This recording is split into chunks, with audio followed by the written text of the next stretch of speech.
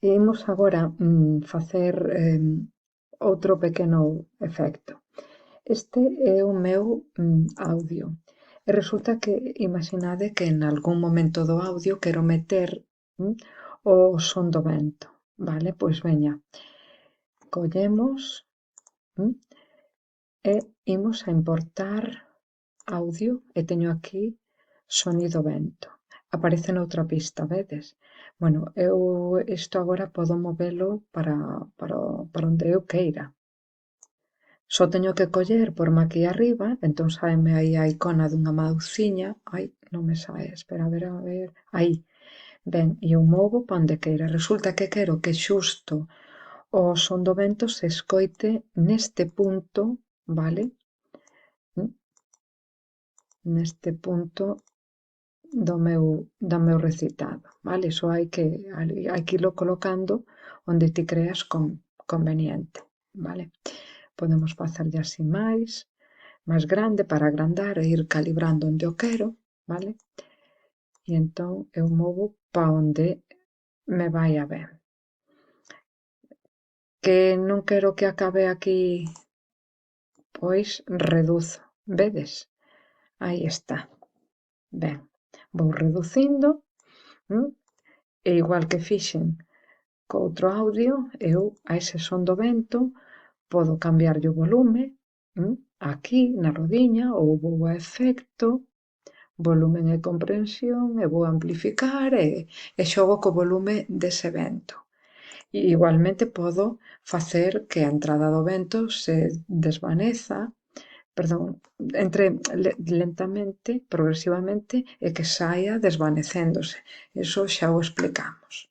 Ben, outro efecto super interesante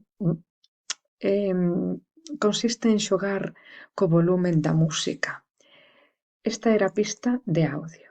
Ben, pois vos imaginade que quero que a música baixe nunhas zonas, pero que noutras suba. Aquí, por exemplo, hai un silencio, vedes que hai un silencio. Entón quero que a música aquí pois suba máis do normal. Entón o que teño que facer é situarme máis ou menos aquí e agora vou a esta icona que parece unha barra de facer pesas, vale? Vedes? Unha vez que eu clico aí, isto cambiou. Espera, vou, a ver, sí, nada. Ben, e agora que é o que teño que facer? Veces que me saen aí uns trianguliños. Bueno, pois eu pico aí, pin, vale? E pico un poquinho máis adiante, que xusto onde o que dura ese silencio. Entón agora eu podo, vedes, ampliar o son, perdón, baixar o volume do son, que casi non se perciba, aumentalo, vedes, podo crear aquí, por aquí outras coordenadas e facer o mesmo, vale? Baixar aquí o son, subilo, entón isto pois dá xogo a facer todos os altos e baixos que ti queiras meterlle ao son, vale? Si queres que ese son que dese son se encargue o programa, pois ti o que fas é meter o auto DAC, como dixemos. Pero se prefires cambiar manualmente isto, pois fas así, vale? Vas pondo estas coordenadas, estes trianguliños, vale?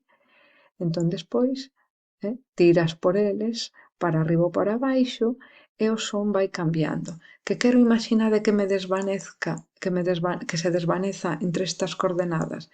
Pois, perdón, fago así. Oi, aí, vedes? Desvaneces aí, despois volve a arrancar e así. É unha maneira de xogar co son, vale?